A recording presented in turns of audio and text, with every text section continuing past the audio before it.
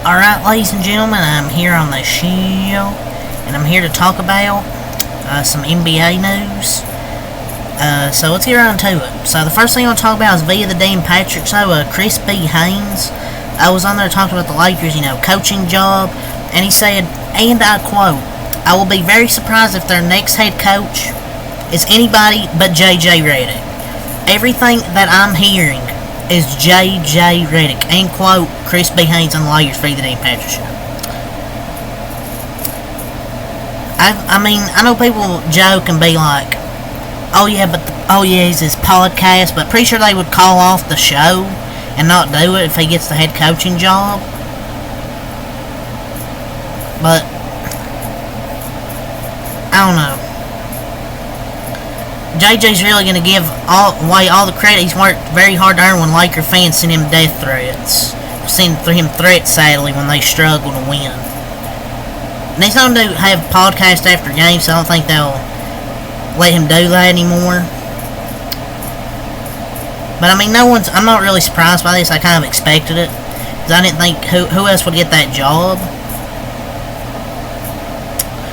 Now we've talked about some more Laker news. The Lakers, per Jovan Buha, the Lakers, they are open to discussing deals centered around Jared Vanderbilt. I know people be like, who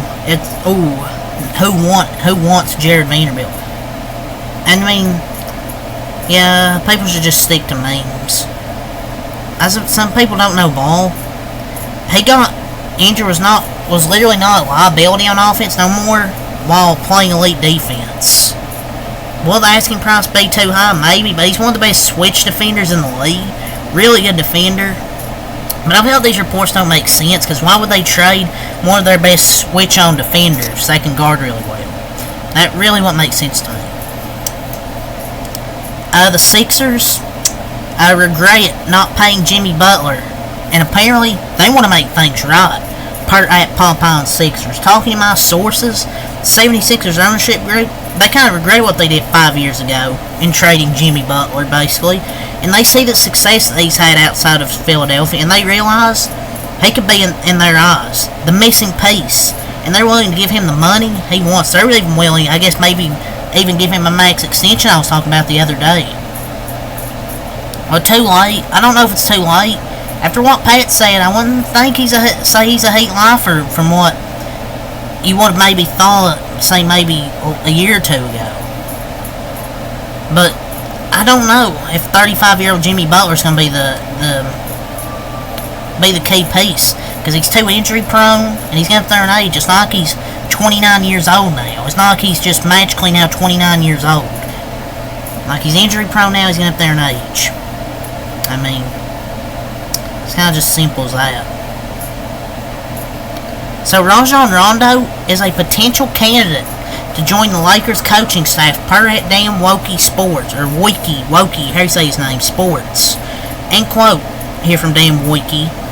Rumors of the Lakers staffing plans have been run throughout the league during the past 2 weeks, with some names most commonly mentioned here including former head coach Scott Brooks and assistants Sam Cassell and Jared Dudley are some names mentioned.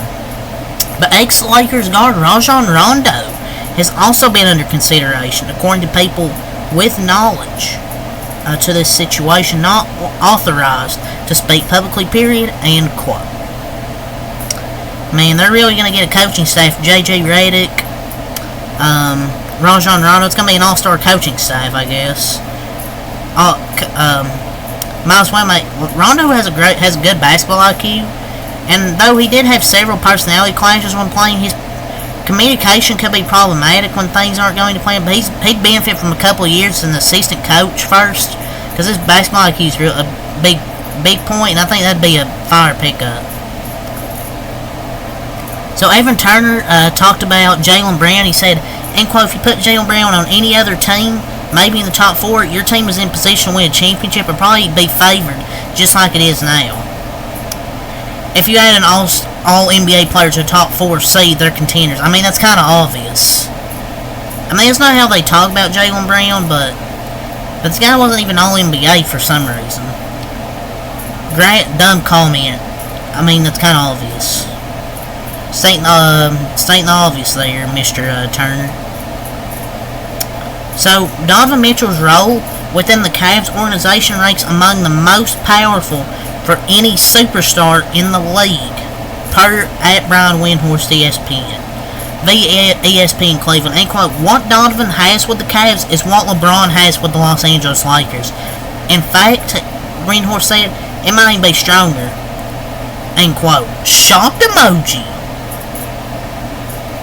That's not really a surprise. The Cavs, that's not really a surprise to me, because he's really their superstar player. They gotta do whatever they can to keep him. I don't blame him. But he's probably one of the few stars that will most likely could be available for trade. And Dwayne Wade, he's going to be set to serve as a basketball game analyst for NBC during the 2024 Paris Olympics this summer, by Tim Reynolds. Man, if we lose Kevin Harlan but have to listen to Dwayne Wade to be an all-time downgrade, ain't nobody wanted this.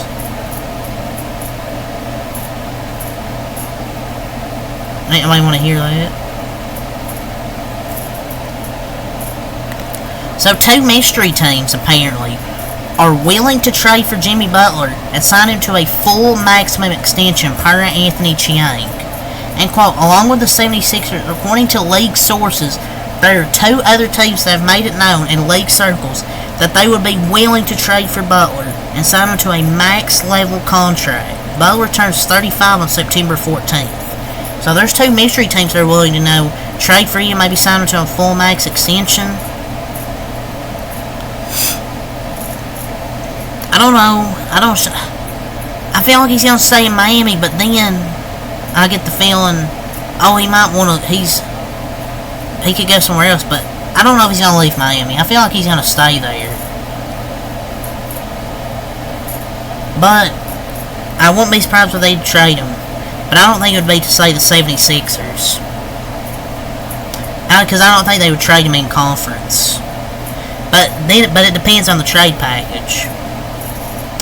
Via Get Up ESPN, Udonis Haslem and the Lakers talking about the Lakers have a better chance of getting Bronny than they do Jimmy Butler. You gotta go through me. I'm standing at the county line.